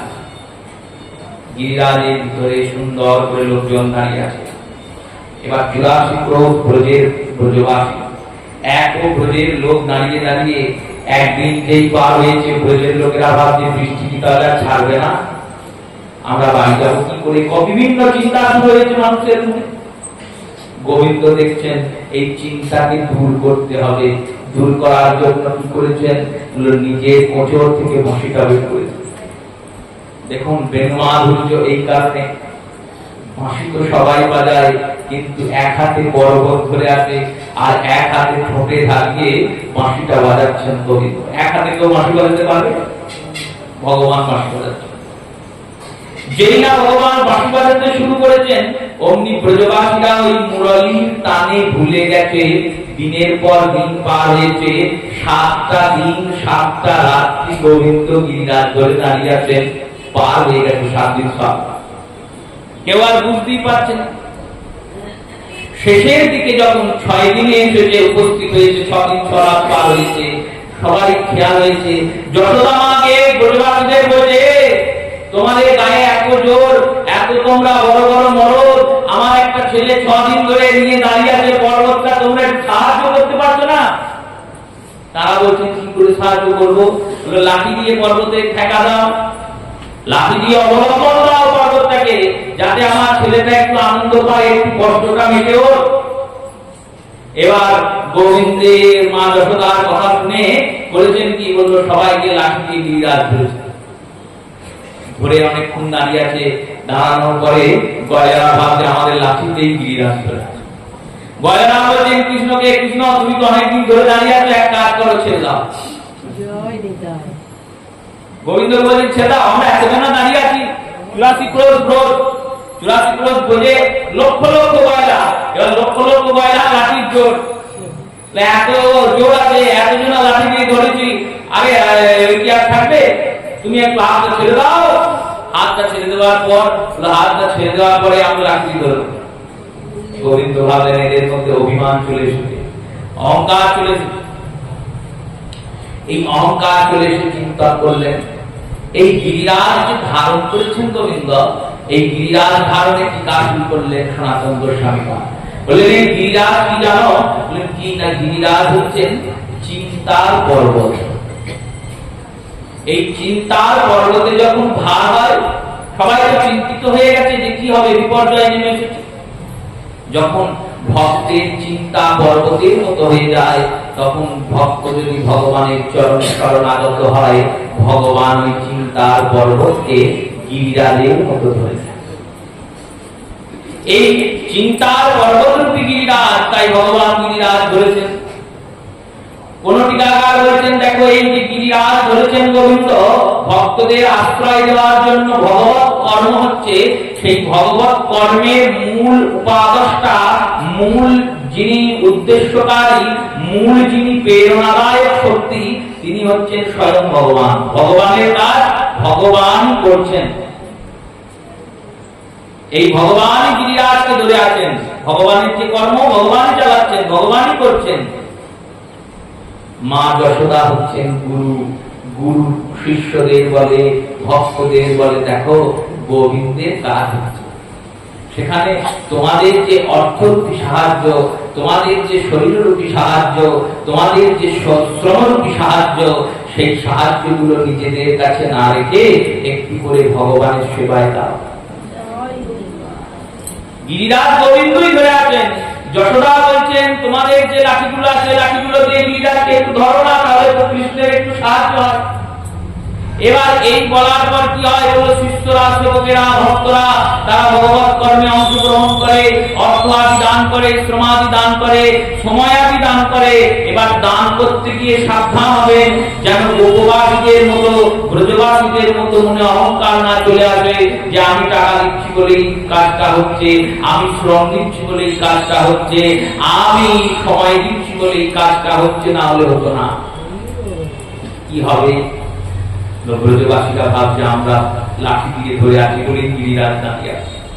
গোবিন্দকে বলছেন, হে মাধব তুমি গিরিরাজকে একটু ছেড়ে দাও। গোবিন্দ বললেন, দেখো ছেড়ে দেবো তো?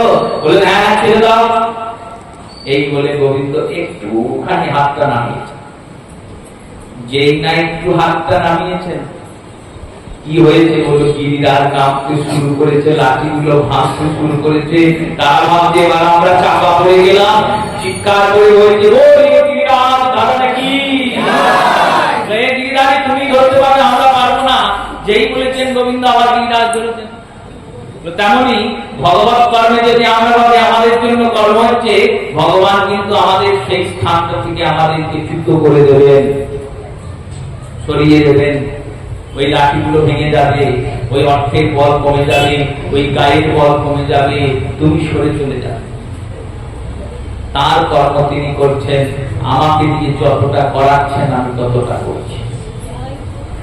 এটাই হচ্ছে মূল সিদ্ধান্ত। গিরিরাজকে ধরেছেন। এখানে শ্রী রূপ গোস্বামী পাদ এগিয়ে এসেছেন টিকা করতে। এখানে এগিয়ে এসে বললেন, দেখো ভগবানের হাত থেকে গিরিরাজ ভগবান এমনি ছাড়েন নাই, তো তাহলে কেন ছেড়েছেন? এতদিন গোবিন্দ যখন বাঁশি বাজাচ্ছিলেন, ততদিন গোবিন্দ যখন বাঁশি বাজাচ্ছেন, বাঁশিটা কেন বাজাচ্ছেন জানো? কেন বাজাচ্ছেন?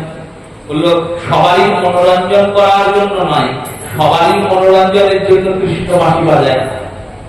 যদি সবার মনোরঞ্জনের জন্য কৃষ্ণ বাঁশি বাজাতো, তাহলে মহাভারতের যুদ্ধে কেউ বাঁশি বাজাতো, তাহলে দ্বারকায় রাজা হয়েও বাঁশি বাজাতো, তাহলে মথুরায় রাজা হয়েও বাঁশি বাজাতো।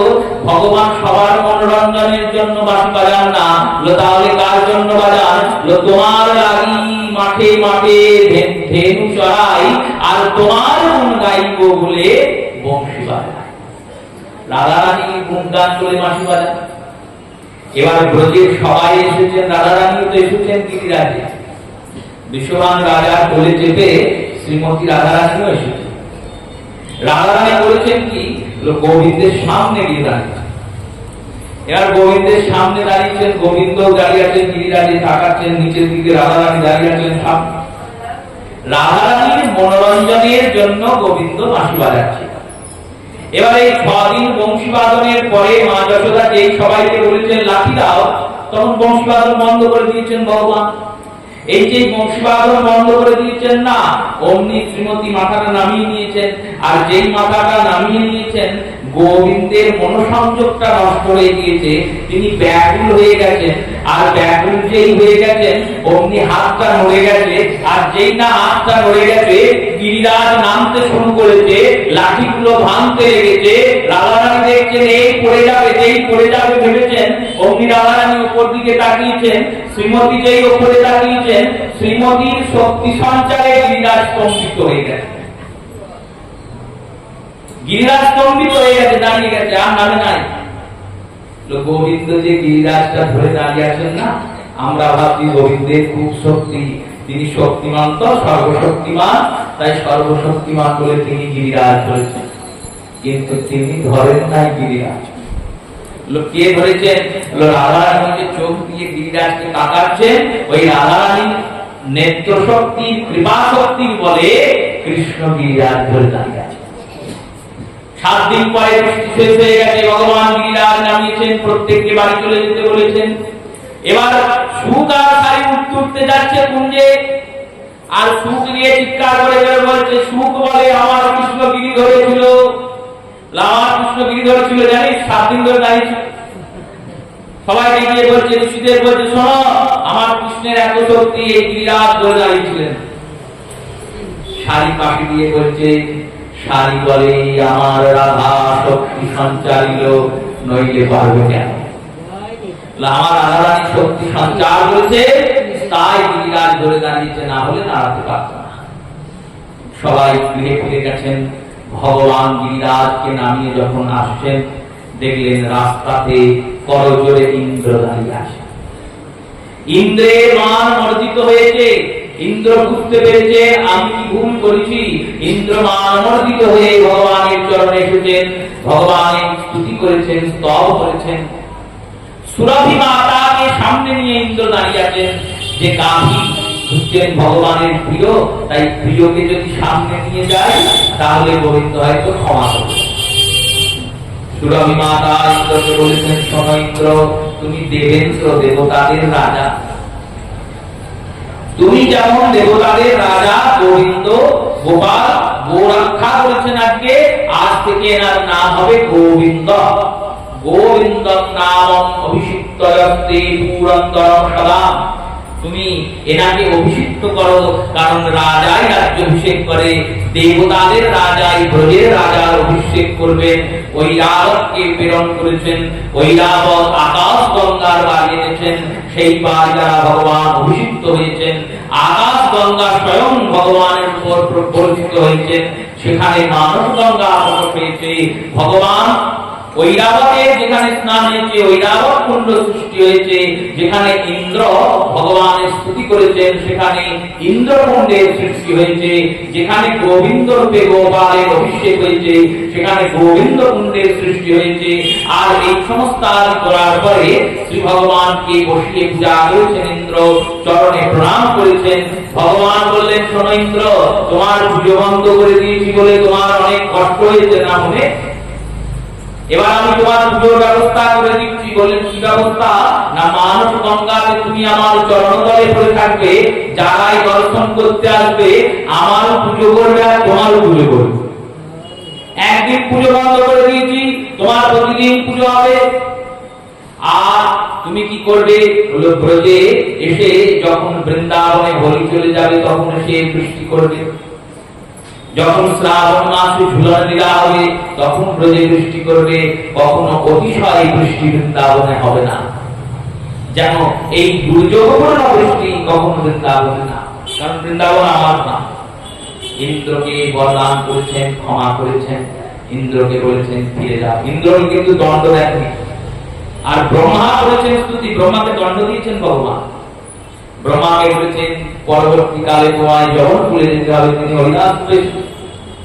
এখানে ইন্দ্র মুখ্য হয়েছে, এখানেই শ্রী সুখদেব গোস্বামী পাদ ৭৭ অধ্যায়ে বিশ্রাম দিয়েছেন। নন্দরাজা কাছে গিয়ে সবাই জিজ্ঞেস করেছেন, তোমার ছেলের মধ্যে এমন কি গুণ আছে যে এই অসাধ্য সাধন করল? নন্দরাজন তার পুত্রের নামকরণের কথা বলেছেন দেখো, গর্গাচার্য এসেছিলেন, যখন নামকরণ করেছিলেন তখন বলেছিলেন যে আমার পুত্র হরিগুণ সম, ভগবান নারায়ণের মধ্যে যে গুণ আছে সেই গুণই নাকি আমার ছেলের মধ্যে আছে। গর্গ সংহিতাতে কৃষ্ণ নামের উচ্চারণ করে শ্রী নন্দরাজ সমস্ত ব্রজবাসীদের বলছেন, ককারশ্চ কমলাবতী ঋকারশ্চ রাম সকার শ্বেত দীপবাসী নকারশ্চ নৃসিংহম তথা দৌ বিসর্গ নরনারায়ণ সর্ব ভগবান আবিষ্ট কৃষ্ণম অতঃ সাক্ষাৎ ভগবান স্বয়ং। বললেন, এই কৃষ্ণ যে নামটা দিয়েছেন গর্গাচার্য অনেক ভেবে চিন্তে দিয়েছেন।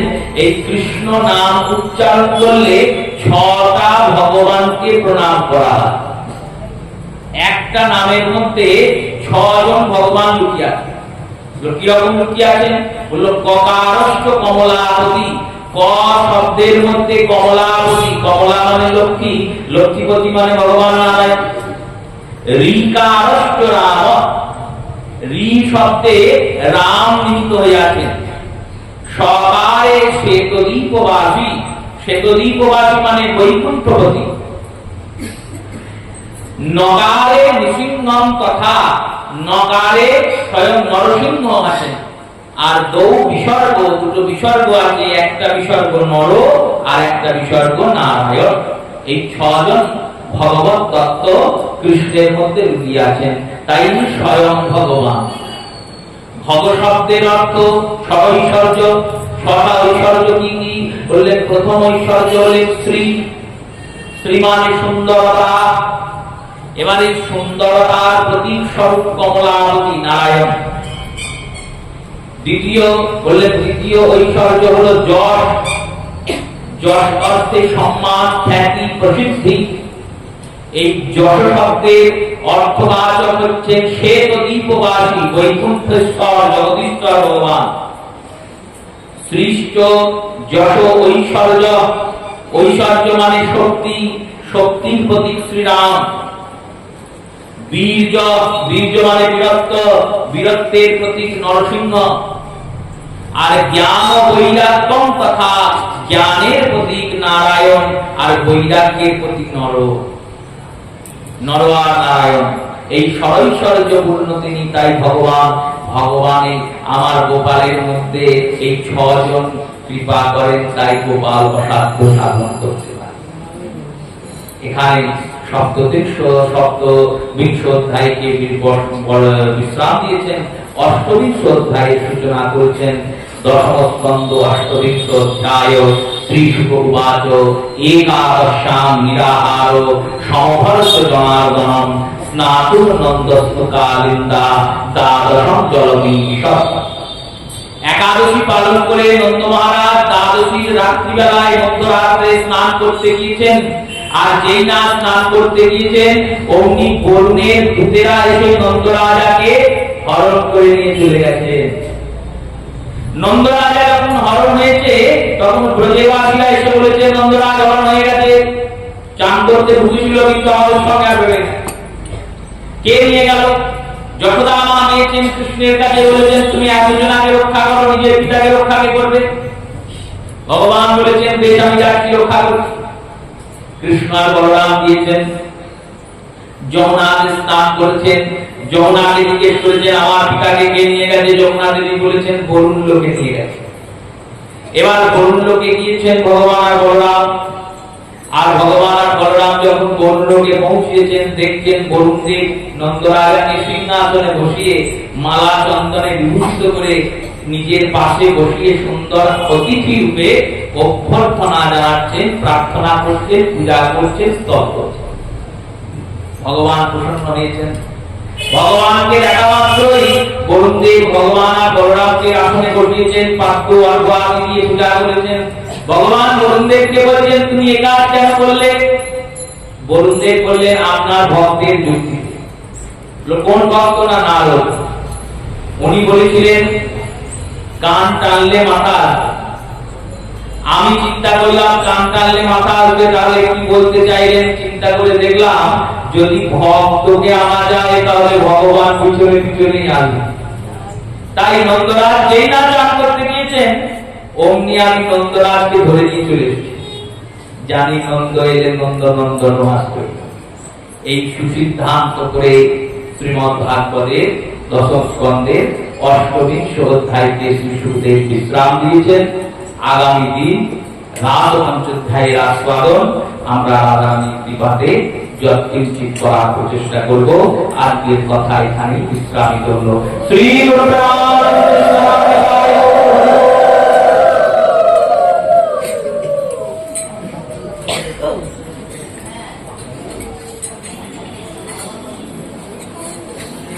নমামি সচ্চিদানন্দ শ্রীকৃষ্ণ স্বরূপ শ্রী গোকুলে বিরাজিত রসময় রূপ। নমামি সচ্চিদানন্দ শ্রীকৃষ্ণ স্বরূপ শ্রী গোকুলে বিরাজিত রসময় রূপ। হরি হরি হরি পরায়ণ সীতা জগনী কুণ্ডল হরি বনমালা।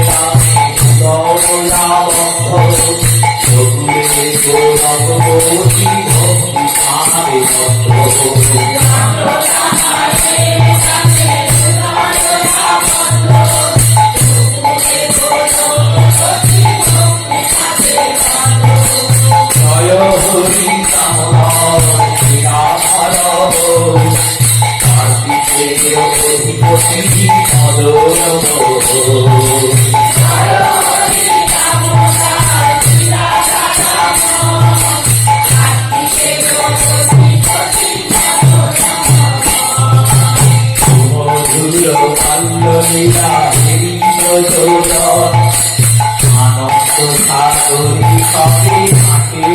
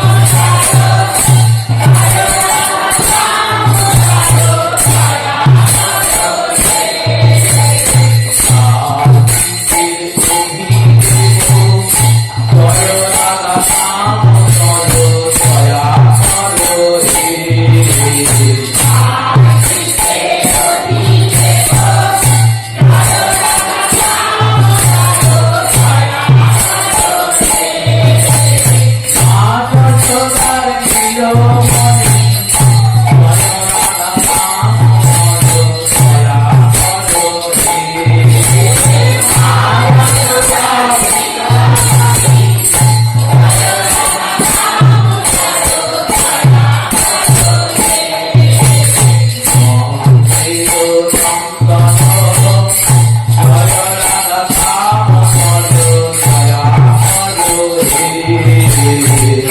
Thank you.